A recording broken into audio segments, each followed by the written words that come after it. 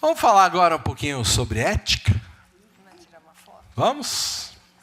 Então, vou convidar a doutora Sandra Bayer, coordenadora de Relações Institucionais dessa comissão, para presidir esse nosso próximo painel.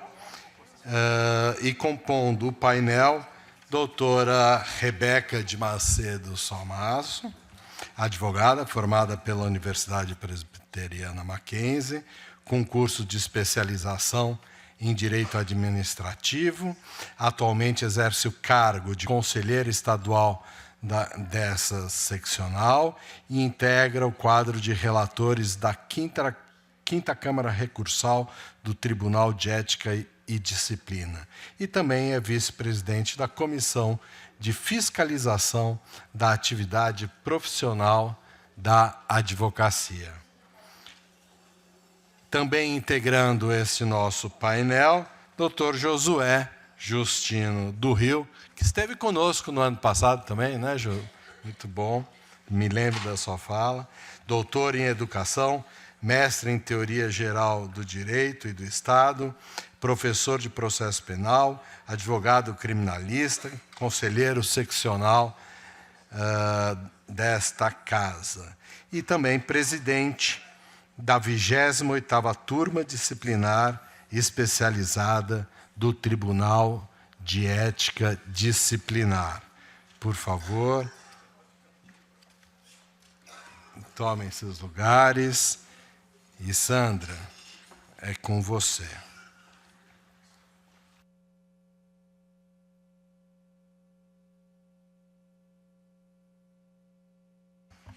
Não tem problema, não tem e-mail, né? Tudo. Estamos. Eu estava arrumando a mesa aqui. Não, porque como a doutora Rebeca vai mexer na apresentação, é melhor ela ficar na frente da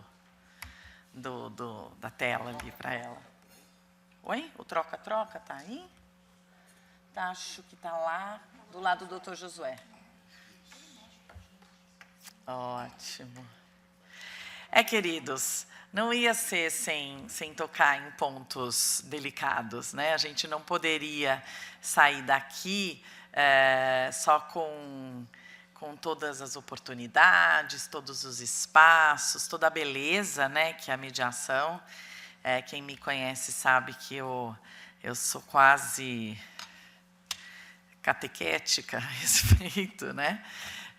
Já que me propus, assim, como pauta de vida, ensinar advogados ou futuros advogados sobre mediação, sobre o uso de meios extrajudiciais de solução de conflitos. Então, em primeiro lugar, agradecer, né? Em primeiro lugar, minha autodescrição. Eu sei que tinha gente esperando a minha autodescrição de hoje. Olha a piada que já teve na internet, né? Sim, estou com uma blusa bege de bolinhas pretas. Isso. Grand pois, não são petits, são grand pois noirs. Tinha quem esperasse por isso, aquele momento. Eu estou de calça preta, uma blusa bege de bolinha preta, sou uma morena alta, como disse ontem, né, cabelos escuros, curtos, estou de óculos com armação preta, e eu costumo dizer que eu sou uma mulher forte. E queria agradecer a Fernanda, né, por ter me acolhido nessa comissão desde o começo, né, ter me arrumado um cargo. Eu entrei de vice-coordenadora, e daí ela arranjou uma caixinha para me colocar. Mas, na verdade, nós na comissão trabalhamos num grupo muito saudável, né? Todo mundo junto, né? Estava falando agora há pouco aqui com a Cissa, né? Fizemos uma família e todo mundo ajudando no de todo mundo e todo mundo com um sentimento comum, né? De vamos fazer isso funcionar e vamos deixar um fruto aí, vamos deixar construções para a Casa da Advocacia, né, para a OAB e para os advogados em geral. Acho que a gente está aqui no 3º congresso, né, e nesse final de gestão, com tantos projetos levados ao final, né, com o lançamento do livro, que também premia esse final, o videobook da apresentação do ano passado. Tudo isso acho que mostra que a gente quis fazer algo que sobrevivesse a nós, né? Assim, né? A gestão termina, mas esses frutos ficam aí. Então, obrigada, Fernanda. Obrigada a vocês que estão aqui até agora. Acho que falar de ética, então, é muito importante, porque a gente pode, né, como a gente construiu o programa aqui para esse congresso, né, a gente pode falar de várias áreas de atuação do mediador e de vários ambientes. A gente falou de ambientes, né, mediação judicial e agora mediação em câmaras, a mediação privada, por excelência em câmaras, né, institucional, como o Joaquim mencionou. Tudo isso pautado pela ética. Nós temos uma leitura, né, uma conjunção de textos sobre ética para a mediação, né? Todos os mediadores, não importa a profissão de origem, estão sujeitos aos princípios éticos do CPC, da Lei de Mediação e os da Resolução 125 do CNJ.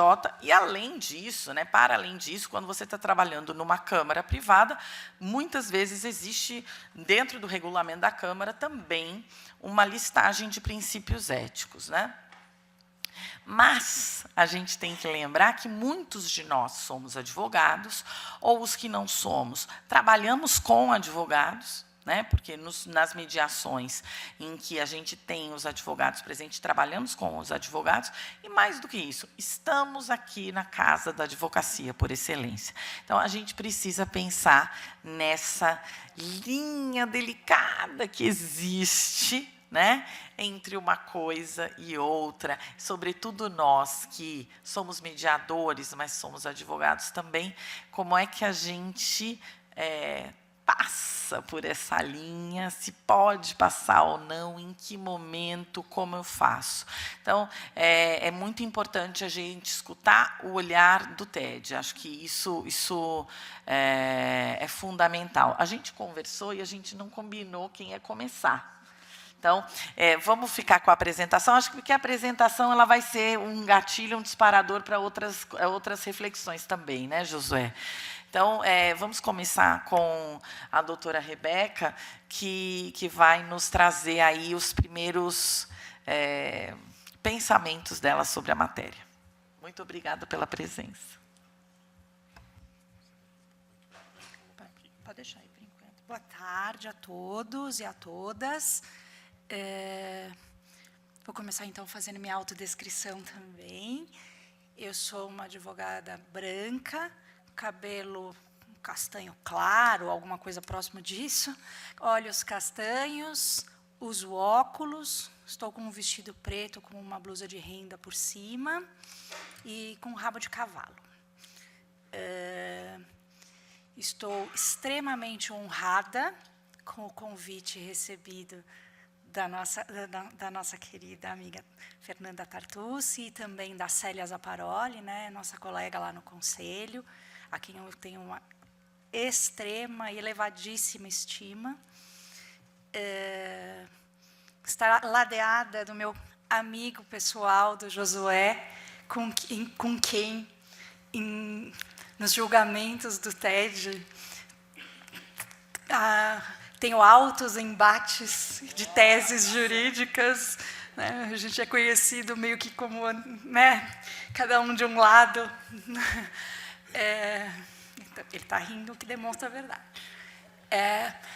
Como bem mencionado pela Sandra, né, nós estamos na casa da advocacia, mas a mediação não é exclusiva da advocacia, né? Pelo contrário. Mas, como estamos na nossa casa, eu queria começar querendo saber quem aqui não é advogado. Ou vou perguntar, vou ficar mais à vontade. Quem é? Todos aqui são advogados? acho que ninguém não é, pelo visto, né? Não é. Quem não é? Ó, temos alguns, né? Você viu que a responsabilidade é maior, né? A responsabilidade aumentou muito agora, né? Bom, na verdade, como que mexe nisso?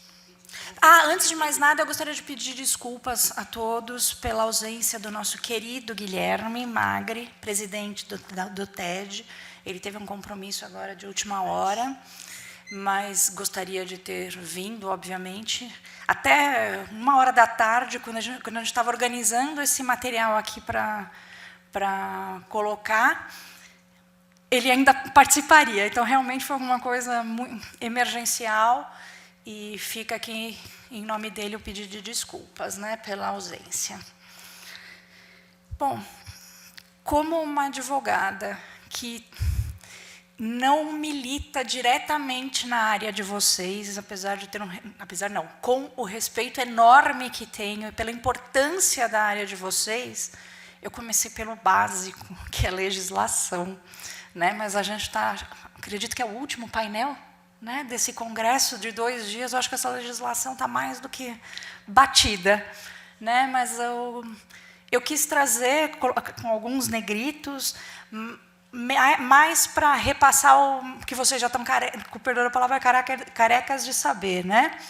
Mencionei os artigos 9º e 11º da 13.140, que demonstra, né, a mediação tanto nas esferas extrajudicial como judicial, que aqui que eu acho que é mais, né, seria um interessante.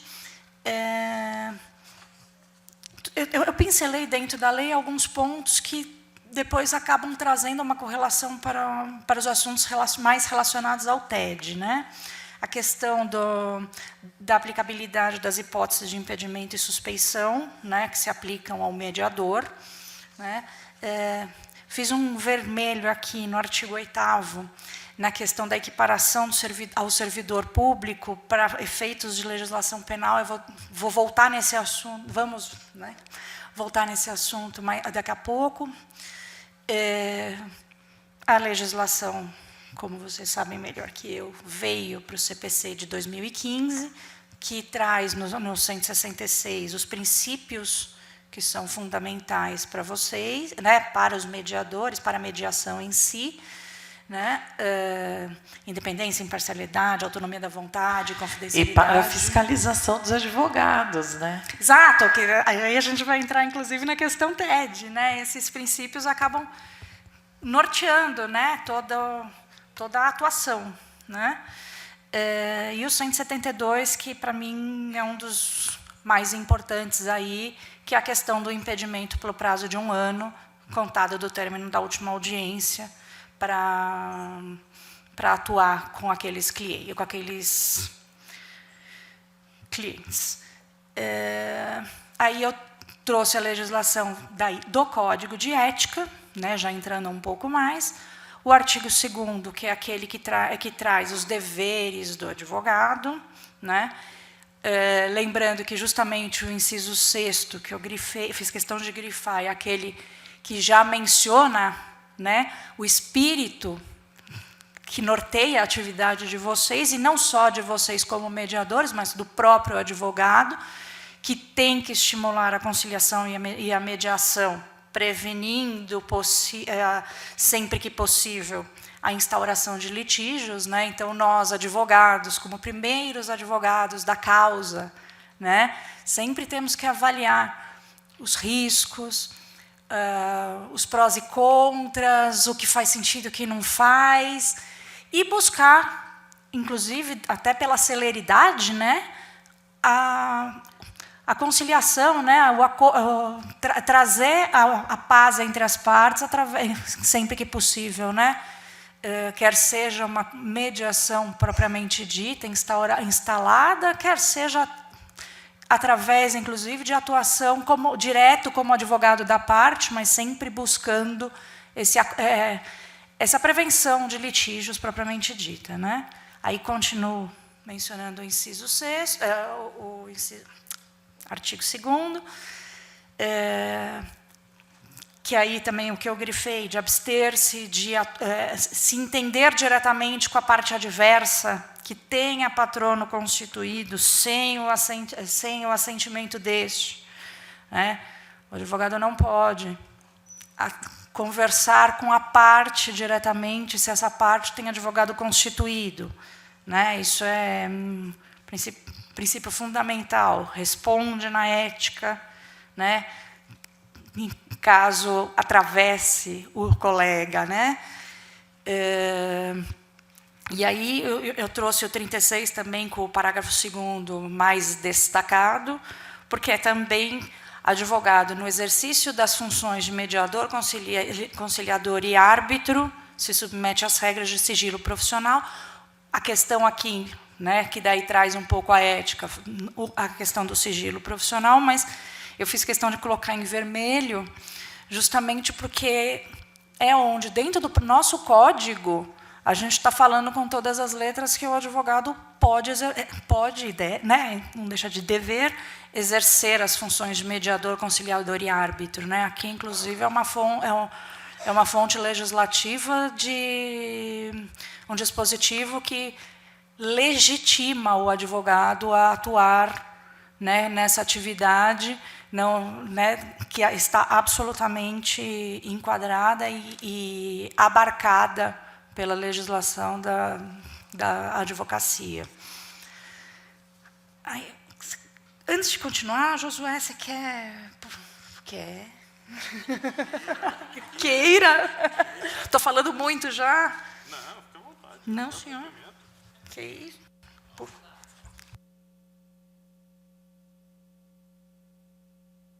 Depois dessa coação moral irresistível, não tem jeito. Bom, primeiro, boa tarde a todos e todas. Eu vou aqui também fazer minha autodescrição de forma rápida. Eu tenho 1,85 m, sou negro, cabelo raspadinho, não estilo Ronaldinho, né? Mas cabelo raspadinho. Estou vestindo um terno azul marinho, camisa branca e uma gravata azul clara, mais para azul petróleo quase, né?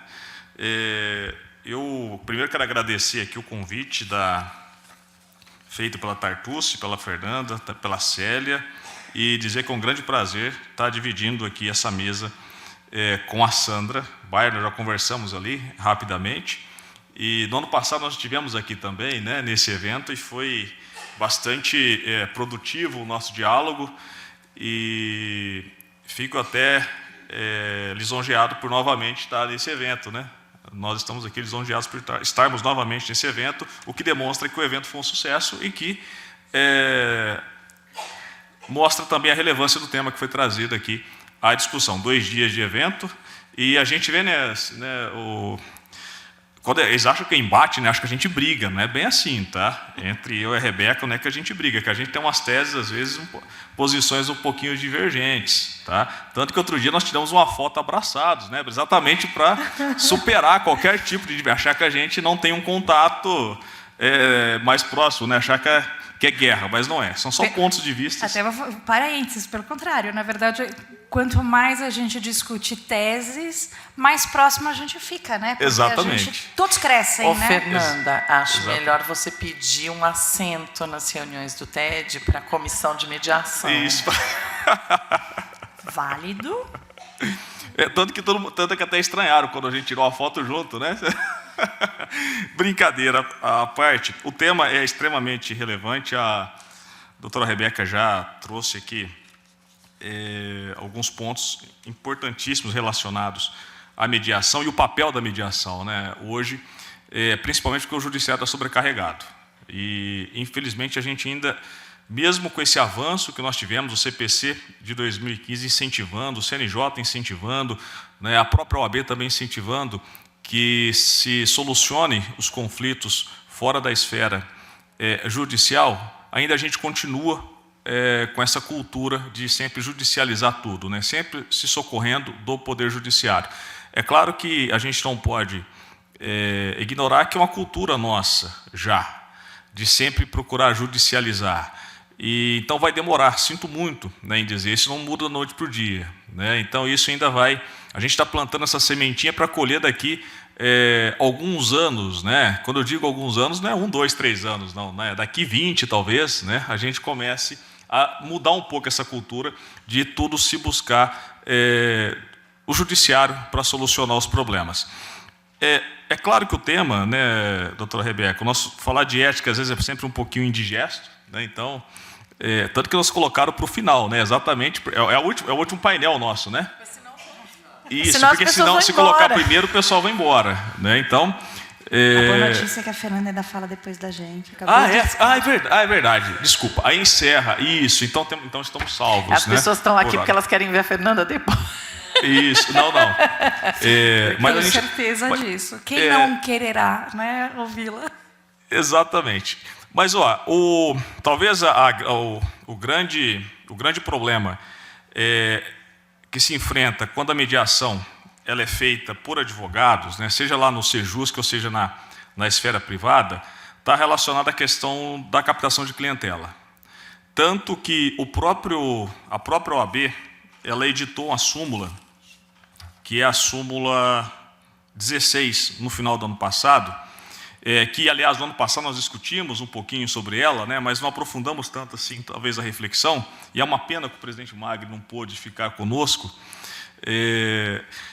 que diz o seguinte: a redação da súmula é que os advogados que atuarem como conciliadores e mediadores judiciais, é bom que ele fala só dos judiciais, é que ele esqueceu do privado, né? Mas a gente precisa pensar também, eu vou trazer alguns pontos à reflexão. Estarão impedidos de exercer a advocacia nos juízos em que desempenharem as suas funções, conforme o disposto no artigo 31 do Estatuto, bem como do 167, parágrafo 5º do Código de Processo Civil. A discussão foi até a questão territorial, né? Qual o alcance ali desses advogados ou de outros que atuem junto aos Sejuscs, que estão impedidos, né, de exercer a advocacia na circunscrição em que é alcançada a atuação daquele centro de... exatamente, centro do Sejusc. No primeiro momento, né, houve muita crítica, né, e ainda há algumas críticas, mas talvez eu não vejo... a gente precisa compreender o porquê dessa vedação. É exatamente voltada à proibição de captação de clientela. A perspectiva é essa, para o advogado não fazer ali do Sejusc, né, um meio de captação de clientela para ele. Mas não é somente a questão da captação de clientela. Existe uma vedação, que foi aqui até dita pela doutora Rebeca, de 1 ano, né, de quando o advogado exerce atividade ali no Sejusc, ele fica impedido de advogar para uma das partes. Só que eu vou mais além. Não é só a questão de estar impedido para advogar uma das partes. Até porque durante o período em que ele está exercendo ali o papel de conciliador ou de mediador, a gente precisa levar em consideração que vai ter casos em que ele não vai chegar a um resultado satisfatório, né, com a solução do conflito. Ou seja, um acordo, né, vamos pensar assim, foi levado a efeito, teve esse resultado. Tá? Nem todas as audiências designadas para isso vai ter uma solução satisfatória. E aí é que é a grande questão. Porque mesmo depois de 1 ano, ele não pode atuar naqueles casos em que ele atuou como mediador. Por quê? Olha que situação. Ele atuar para uma das partes num caso que ele já conhece e que não teve sucesso durante a mediação. Ele está vedado, ele está proibido de atuar ali, nesse caso. Tá? Especificamente, ele está proibido de atuar. Então, quando se diz na proibição de atuar, ter esse 1 ano, né, esse período de 1 ano, para poder impedir de atuar para uma das partes, não pode ser relacionado a processo no qual ele tem atuado como mediador ou como conciliador. Porque, de certa forma, está aqui praticando infração ética e disciplinar. Um outro ponto que nós estamos até discutindo aqui fora, antes do início, com a doutora Sandra, E confesso que aprendi algumas coisas com ela, aliás, né? Que eu fui falar de provocação, ela falou, não é provocação, é reflexão, né? Então até não uso mais a provocação, é bom até para a sala de aula, né? Que a gente quer provocar os alunos, a partir de agora é convite à reflexão. Tá vendo? Isso que é bom a gente ter contato com o mediador, que a gente vai aprendendo uma linguagem mais oi? Isso, né? Uma linguagem positiva. Exatamente. Como é que é? Desculpa. Uma conotação positiva. A gente vai aprendendo também a ter essa visão e essa fala com conotação positiva. Então, isso é importante. Confesso que aprendi, né, sobre essa perspectiva. Né? Vai usar, da próxima vez vai usar. Com certeza. Com medo dos alunos dele. Não, até para a sala de aula agora, né? Até para a sala de aula. Agora eu vou fazer um convite à reflexão e não à provocação. Na questão da mediação privada, que aí é um grande ponto que a gente estava até refletindo aqui fora, que é a questão dos acordos, né, que são firmados ali extrajudicialmente nas mediações privadas, e a questão da ação de homologação, né, dos acordos que eventualmente precisem de uma homologação judicial. E aí o próprio mediador, né, ele fazer essa proposta de ação em nome das partes. Tá? Eu acredito, geralmente, esses acordos têm a participação de advogados, não tem? Os advogados assinam, não assinam? Por que o mediador tem que fazer a proposta? Não, nem sempre. Então, o que acontece? Na mediação extrajudicial, a lei diz que as partes podem estar acompanhadas de advogados, não é obrigatório. Então, as partes podem estar acompanhadas de advogados, e se uma delas estiver acompanhada de advogado, o mediador deverá suspender o procedimento até que a outra também venha acompanhada de advogado. Exatamente. Então, supondo, né, que as partes venham, elas tenham advogados, mesmo a mediação sendo extrajudicial, o que eu estava dizendo é que, normalmente, na mediação extrajudicial privada, as partes vêm trazidas por um advogado ou por dois advogados, né? Então, normalmente, é o advogado que fala para as partes, não, vamos buscar um mediador, né? Então, advogado único ou dois advogados, né? Então, às vezes, o advogado liga para o advogado da outra parte e fala assim, olha, doutor, vamos resolver isso aqui, vamos chamar um mediador, tal. Então, normalmente, elas estão acompanhadas por advogados. E quando elas estão acompanhadas por advogados, por óbvio, são os advogados que vão propor esse pedido de homologação judicial. Por óbvio, mas nem tanto. Né? Mas é o caminho... Seria o mais adequado. Exato. Agora, tem um segundo problema, que é o fato de que, como não é obrigatória a presença do advogado, menos comumente, mas às vezes a gente é procurado por pessoas para fazer uma mediação sem que elas estejam com o advogado. Então, às vezes, já me aconteceu algumas vezes das pessoas passarem por um procedimento de mediação e recomendarem o procedimento para conhecidos. Fala assim, vou no advogado, você não faz mediação. Como se fosse uma outra coisa diferente, que não precisasse do advogado. E, realmente, a presença do advogado ali, naquele momento do procedimento de mediação, não é necessária se é extrajudicial. Embora eu ache muito mais confortável para o mediador a presença do advogado, apesar de o ano passado mesmo eu ter perguntado aqui para essa plateia, assim, muitos mediadores acharem que o advogado atrapalha. Eu discordo disso. Acho que o advogado não atrapalha. O que pode acontecer é o advogado não estar bem informado, não estar bem, vamos dizer assim, educado com a forma de trabalho da mediação. Então, o mediador que sabe, que conhece mediação e que foi bem brifado, porque às vezes o advogado não conhece mediação, mas o mediador percebendo isso, chama uma reunião com os advogados antes e fala assim, doutor, nós vamos fazer o seguinte, eu vou contar o que eu faço, aí vocês me fazem as perguntas para a gente chegar ali na frente dos clientes e todo mundo saber o que está acontecendo, para não ter problema. Então, assim, o advogado fica tranquilo, o mediador fica tranquilo. Eu acho muito mais confortável trabalhar com advogado. Mas há ainda a lenda de que mediador atrapalha advogado atrapalha mediador. Eu acho que isso aí é tudo má informação. De qualquer forma, então as partes vêm sem advogado, e daí você faz a mediação e as partes chegam a um acordo. Acabei de fazer um caso desse, que a moça... me lembrei disso agora. Acabei um caso de mediação esses dias. E eles, inclusive, estão em Londrina. O casal. É um divórcio. E a moça foi minha aluna num curso online de mediação. Ela está estudando, está na fase de estágio de mediação.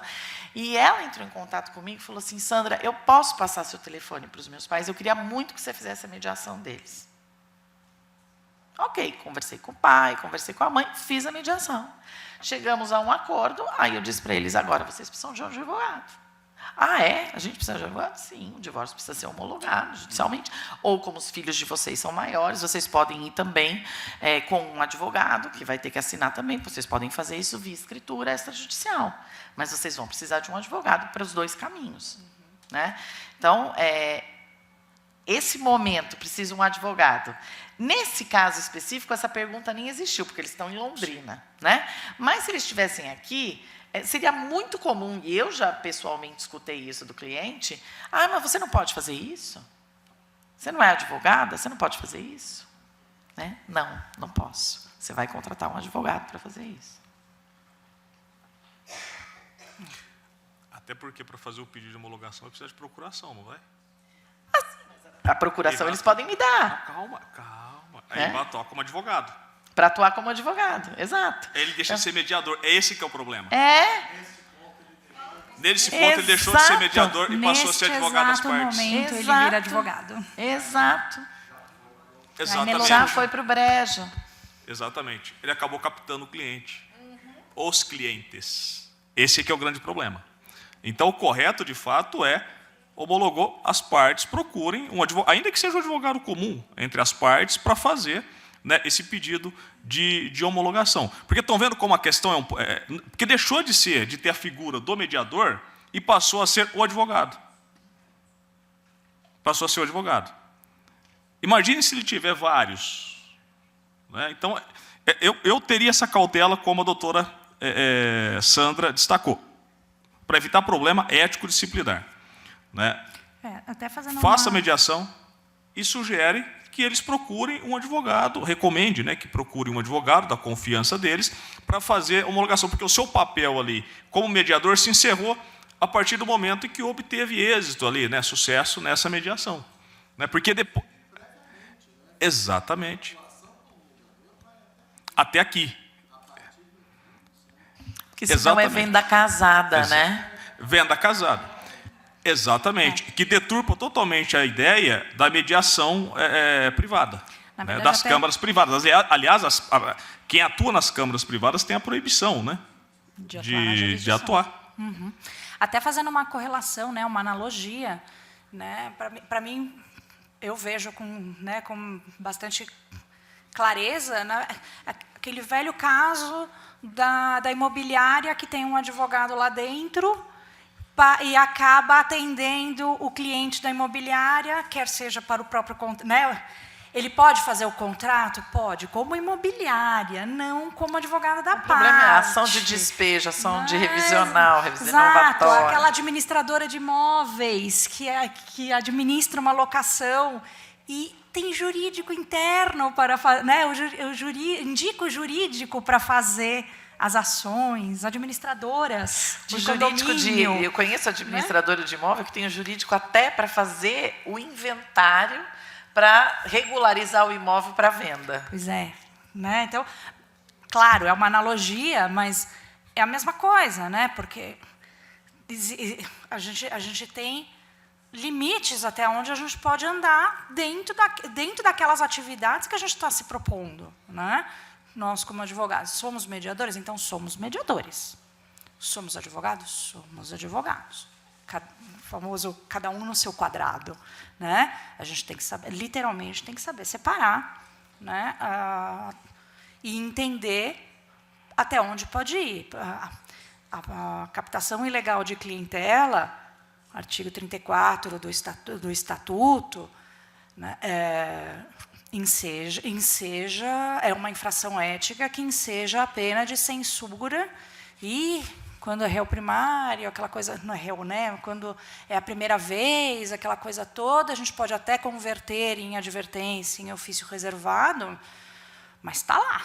Né? Aí, na segunda, já pode vir até uma suspensão, né? Porque existe a gradação dentro do Tribunal de Ética nas irregularidades. É só uma censura, não dá nada, não acontece nada, né? Josué, coisinha simples. Aí a pessoa tomou a censura, não fez, a gente vê, é muito, até me chama a atenção, a pessoa tomou a censura, ou mesmo a suspensão, poxa, passou o prazo, ninguém pede a reabilitação. Então, aquilo é impressionante, ninguém pede. Né? E aí o que acontece? Aquilo permanece no seu histórico dentro da OAB. Aí amanhã, daqui 4 anos, aconteceu de novo. Aquilo é uma reiteração. Aquilo pode virar uma suspensão, né? Que vai de 30 dias a 1 ano. Né? Claro, em uma primeira reiteração, né? Não é impossível, mas acho bem difícil já falar numa suspensão elevada, né? Mas ela existe, ela está ali, né? E é o dia a dia do mediador, né? Então falar na captação de clientela não é nada, pode ser, né? Não tem que cuidar ali para o passo que vai dar, né? Josué? É isso, a gente, inclusive, tem pareceres, né, da turma deontológica, né, envolvendo essa problemática aqui do advogado que atua como mediador. Pode colocar na tela? Acho que o Josué está citando alguns que a gente colocou, né? Isso. Pode? Tem como colocar lá? Tem. Qual que você vai citar? Eu acho que qual que é o que está aparecendo aí? Isso, a questão da confidencialidade. Isso é muito importante. Tá? A partir do momento que atua como conciliador, todos os casos ali, né, tem que ser guardado sigilo, né, pelo mediador. Acho que é o segundo que fala aqui da mediação e conciliação, né? E pelo advogado também, né? Isso. Essa é uma coisa que a gente às vezes fala para o advogado e ele fica meio em dúvida, fala, a mediação não é instrutória, não pode ser usada. Nada que for trazido aqui pode ser usado como meio de prova, né? Exatamente, exatamente. Tem mais essa.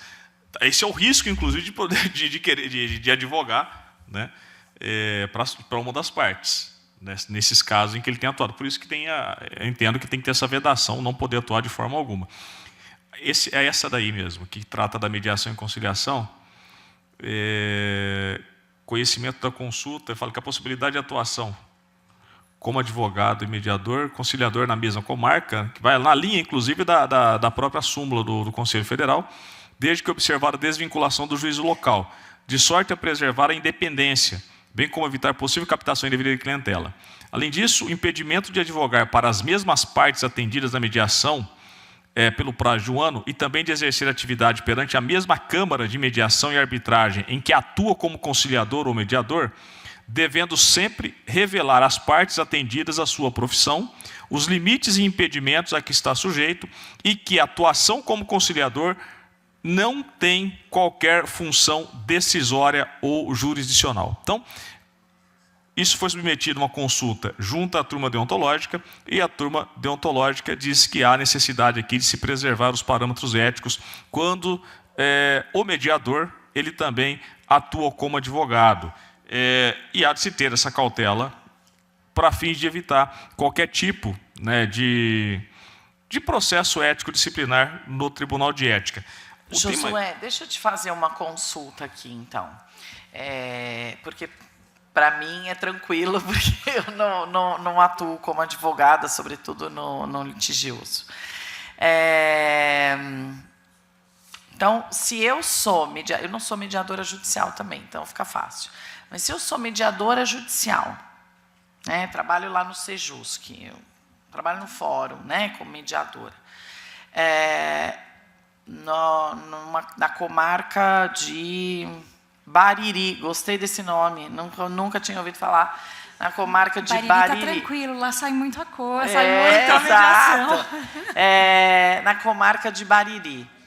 Eu depois, né, eu não posso, sendo mediadora do Sejusc de Bariri, eu não posso atuar como advogada naquele juízo em causas que eu nunca atuei como mediadora. Para clientes outros, né? Eu fiz uma mediação do Zé com a Fernanda. Eu não posso atuar num caso do Josué e a Rebeca, em Bariri? É o caso desse problema. Eu sei porque a o Fernanda problema da acha súmula. também. E como ela fez caras e bocas, eu perguntei. Foi para você, viu, Fê? Esse é o problema da súmula, porque a súmula ela é bem abrangente. Né? A súmula ela é no sentido de que os advogados que atuarem como conciliadores estarão impedidos de exercer a advocacia nos juízos em que desempenham suas funções, conforme o dispor no artigo 30, inciso 1 do Estatuto. Mas aqui... Ou seja, se eu enquanto sou ele tiver mediador, eu vinculado, deixo de poder exercer a enquanto ele advocacia. estiver vinculado. A partir do momento que ele se desvincula... Como vinculado? Ele está ali vinculado ainda como conciliador. Se ele estiver vinculado como conciliador, ele não pode exercer advocacia ali em Bariri, por exemplo. Então, enquanto eu for mediador, conciliador em Bariri, eu não Ele não posso pode ser atuar em advogado. Bariri. Ele pode ser advogado, mas ele não pode advogar em Bariri. A súmula é exatamente aí isso. eu tenho que trabalhar em Bauru, é isso? Exatamente, porque a súmula, os advogados que atuarem como conciliadores e mediadores estarão impedidos de exercer a advocacia nos juízos em que desempenhem suas funções. Então, se ele exercer a função de conciliador ou mediador só em Bariri, ele está proibido de atuar em Bariri e eventuais ali distritos que sejam. Na comarca, né? Nas demais, ele pode. Agora, se ele atuar em mais de uma, em todas que ele atuar, ele está impedido de exercer a advocacia. Não, e o problema é que a atuação de mediador não sustenta os filhos de ninguém. Não, esse que é... É um convite a não ser mediador, isso, percebe? Agora, isso é um convite a não ser mediador de um sistema jurídico que estabeleceu uma política pública de fomento à prevenção e solução consensual de conflitos, não só na resolução, como princípio geral do processo civil, lá no artigo 3º do Código. Né? O Estado promoverá a solução consensual, advogados, juízes, promotores, defensores, todos estimularão a solução consensual. Quer dizer, todo mundo vai estimular a solução consensual, mas quem faz a solução consensual, viva disso. Mas o Estado não vai te pagar também por isso, não. Se é justiça gratuita, azar o seu. É engraçado que juiz ganha salário para julgar a justiça gratuita, né? É salário, né? O salário daí está vinculado a tempo, né? Não ao item específico, né? A mediação é vinculada ao processo, né? Não é processo o termo Perito certo, faz né? justiça gratuita. O Estado paga o perito. Mas o mediador não, né? Mas é auxiliar da justiça, né? Está lá no Código de Auxiliar da Justiça. Tem uma série de questões, né? Porque difícil, né? Assim, a ideia de buscar a desvincular, né, a evitar a captação ilegal da clientela, ela é importante, né? Já que em algumas situações é mais fácil, né, podar lá embaixo do que permitir, porque daí a chance de dar problema é maior. Não, eu concordo. Mas a verdade é que no frigir dos ovos, o que a gente acaba vendo é que então aquele profissional, advogado / mediador, né, que tem a capacidade, a condição de exercer ambas as atividades, obviamente não para o mesmo cliente, né, mas aquele advogado acaba tendo que escolher. E aí vai acontecer o quê? O mediador vai ser o psicólogo, vai ser o contador, vai ser... Não desmerecendo ninguém, que não, né, daqueles que levantaram a mão no final, por favor. Né? Mas a verdade é que a gente também defende o nosso lado aqui. Né? Mas o que acaba acontecendo é que aí o advogado opta por advogar, em que pese advogar também seja mediar, conciliar, né? Como citei ali do artigo 6º. Né? Só tem um ponto, né? Que é um ponto interessante, que aí a gente também não pode fazer interpretação extensiva em Malan Parte, porque ela fala dos conciliadores e mediadores judiciais. Nada fala em relação Tô livre às de... câmaras privadas. Tá? Então, a interpretação aqui ela tem que ser restritiva. Tá? Então, no fato de atuar numa câmara privada, numa determinada comarca, não impede de atuar, obviamente, judicialmente. As minhas perguntas, as minhas deflagradores e convites à reflexão são no sentido de que o sistema ainda não fecha. Não fecha. Concordo, não fecha. Concordo. Porque se é para estimular, né, eu preciso cuidar, Exatamente. eu preciso remunerar. Estamos fazendo isso, né, junto com a Célia, até não sei se vocês sabem, a gente tem essa tentativa de verificar, inclusive, se o convênio da Defensoria não faz esse pagamento, já que somos advogados. Sim. Né? Já que estamos prestando um serviço advocatício, previsto no Estatuto como serviço advocatício. Então, tem aí, a gente precisa cuidar para que esse sistema feche. Como é que a Defensoria vê isso? Ainda não vê, ainda fechou os olhos, ainda não abriu os olhos para isso. A Célia tem já em andamento. tratativas através do pois mas ainda não abriram os olhos, nem o diálogo a isso. De qualquer forma... Através da comissão do Andreotti, que é assistência da CAD, até já existe uma conversa. Tem uma conversa. Mas eu acho que já é um passo maior do que. Mas ela ainda não vê. Mas ela não vê ainda isso. De qualquer forma, assim, porque a gente está cuidando aqui do horário, porque Fernanda já está olhando para o relógio e fazendo assim para mim. Eu perguntei também, que horas que é a sua fala? É agora. Isso. Que isso? Eu estou adorando que ela intervenha. A gente combinou que ia conversar. Eu não vi o projeto. Como é que funciona aquele projeto da OAB, que eu não entendi? Concilia? Aquele projeto do Concilia, como é que é? Mas são... Podemos chamar... Não, só para lembrar, são os advogados da subseção que participam? Tem convênio? Como é que é? O Josué está questionando aqui no paralelo, em plena mesa, né? O projeto da OAB Concilia. Né? Como é que é feito? Os advogados que participam ali? No projeto da OAB Concilia... Posso responder? Tá. No projeto da OAB Concilia...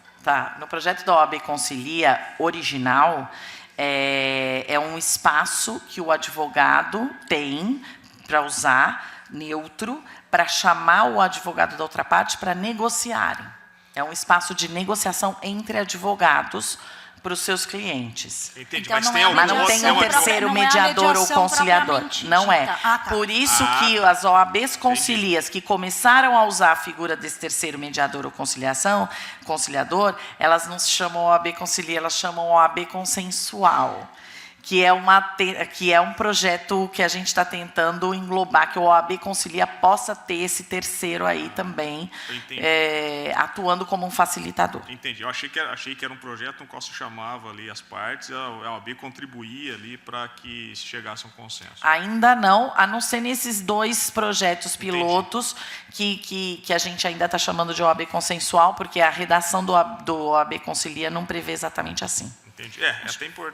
Só para abrir um parênteses, é até importante porque se isso aí chegar adiante, tem que pensar numa questão ética, porque se não chega um acordo, aquela parte pode voltar lá para a nomeação de advogado pelo convênio da Defensoria. E aí não pode nomear o mesmo advogado. Não pode nomear o mesmo Aí tem que tomar essa cautela.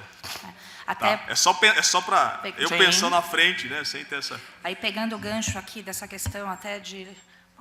O próprio OAB Concilia e a questão de... que eu falei, não é uma mediação propriamente dita, daí eu vou trazer também esse outro julgado, né?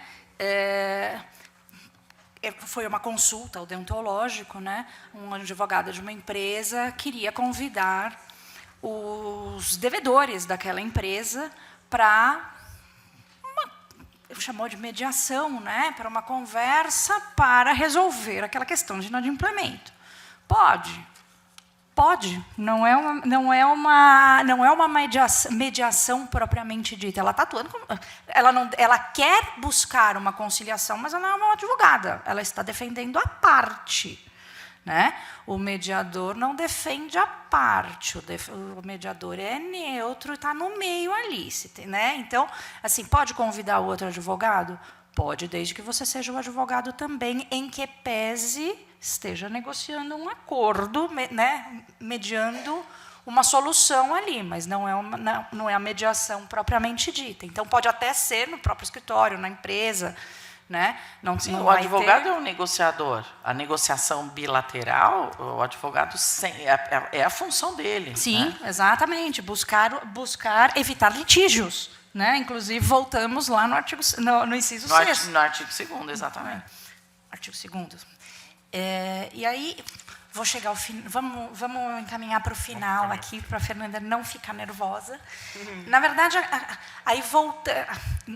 O texto era maior. Gente, eu vou fazer um comentário. Fui eu que montei aqui a apresentação. Eu peço desculpas para todos, porque como boa advogada, eu ainda não fiz os cursos de visual law, entendeu? Quando eu estava fazendo, né, o meu escritório, meu marido trabalha no meu escritório, mas ele não é advogado, ele trabalha com TI. Ele olhou e falou: "Que isso, cheio de texto?" Eu falei: "É uma apresentação." Ele falou: "Sério?" Aí eu comecei a pôr essas balancinhas, aquela mãozinha, né? Mas ele falou: "Jura que esse monte de texto?" Eu falei: "Juro, eu sou advogada, vamos lembrar." Né? Então, peço desculpas pelo excesso de texto na apresentação. Mas, chegando aqui ao fim, voltando lá no começo, quando eu mencionei, né, lembrei a questão chamei a atenção da equiparação do mediador a servidores públicos para efeitos da lei penal, e aí lembrando justamente o que a gente está fazendo aqui, né, que respondemos na ética. Então, na verdade, o advogado responde em 2 lugares, né? E as outras profissões? Respondem em 2 lugares. Tá? Essa sobreposição, quem vai, né? E aí? Né? Oi? Nem todas, né, respondem. Aqui a gente responde, a gente tem uma... que o nosso estatuto, o nosso código de ética é muito mais restrito e vinculado nas questões que acabam permeando a questão da mediação. Nas outras profissões, nem tanto. Né? Então, acaba que não vai... A gente sabe que o pessoal do CRP cuida bastante também. Porque CRP. tem uma quantidade de mediadores que são psicólogos grande, e eles têm, inclusive, eles têm lá no TED deles, eles têm uma câmara de mediação no CRP para conflitos clientes e psicólogos. No TED também a gente tem, inclusive tem um provimento, né? A gente pode fazer o TAC. 83, né? 83, em que ele permite uma audiência, né, de conciliação ali entre os advogados. Tem se tentado avançar em relação também às partes, né? Mas quando se tem, por exemplo, retenção de valores de cliente, pode até se chegar a um acordo, mas isso não afasta, né, a infração disciplinar. Entendeu? O máximo que pode acontecer é ele não ter aquela prorrogação, né? Até efetiva prestação, com falta de prestação de contas, por exemplo. Né? Então, é a única coisa que é possível. Na Câmara Recursal a gente vê muito. O advogado levantou o dinheiro no processo, ficou com o dinheiro. Exatamente. Né? Eu não achei o cliente. E aí, depois, quando o cliente vem na ética, milagrosamente, agora que ele apareceu, ele paga. Né? E aí ele fica indignado quando que o processo continua. Como assim? Eu paguei, resolveu o problema com juros. Não, uma coisa, outra coisa. Exatamente. Então, essa é a questão. Até antes da instauração é possível. Depois de instaurado, não é mais possível. Né? Então, tem se tentado... Mas poderia ter um passo inicial, de repente, pré-TED. Então, mas o grande problema é que a jurisprudência ela é pacífica no sentido de que se antes... O problema é o antes, o pré. Né? Porque se ele consegue resolver fora, antes de chegar até o conhecimento do TED, ok. O problema é que ele procura solucionar essa infração, né, essa falta de prestação de contas, né, e retenção de valores indevidamente, quando já tem o processo ético disciplinar. Aí ele procura, né, a parte contrária, né, para fazer um acordo, inclusive faz a quitação total muitas vezes. Mas aí a infração já já está configurada. Agora, em outras questões envolvendo conflitos entre advogados, é mais fácil. Então, a gente tem tido, lá na 28ª, por exemplo, envolvendo publicidade, né, irregular, às vezes denunciado por outro advogado. E aí é possível a gente tentar fazer uma conciliação, né, marcar uma audiência, e para tentar, né, uma conciliação, porque feita a conciliação, né, extingue ali a punibilidade. Hoje tem possibilidade em termos de ajustamento de conduta também, mas ele não tem a figura do conciliador, mas tem a proposta, né, que é feita ali para os advogados que praticaram alguma infração disciplinar, mas desde que seja punida com censura, não pode ser pena de suspensão, e se faz a proposta, né, ele aceitando ali aquela proposta, fica suspenso lá o processo por 3 anos, não havendo nenhum descumprimento, né, nenhuma infração àquele período, está extinta a punibilidade, sem que esse processo tenha chegado ali ao final, né, os meios de encurtamentos, né, de processo. E daí também evita de parar no relatório de antecedentes, né? E aí evita também de parar no relatório de antecedentes. E a mediação acaba sendo importante também, né? Mas aí é um ponto interessante, porque a gente observa que entre os advogados também existe uma certa resistência deles sentarem para dialogar. Tá? Então, acho que a gente também, às vezes, precisa ter um pouquinho de Jogo de cintura. Jogo de cintura, né? E entender também o nosso papel, né, dentro da sociedade. Se a gente busca mediação, a gente também precisa ser uma figura que aceita sentar numa mesa de negociação, né? Porque senão também acaba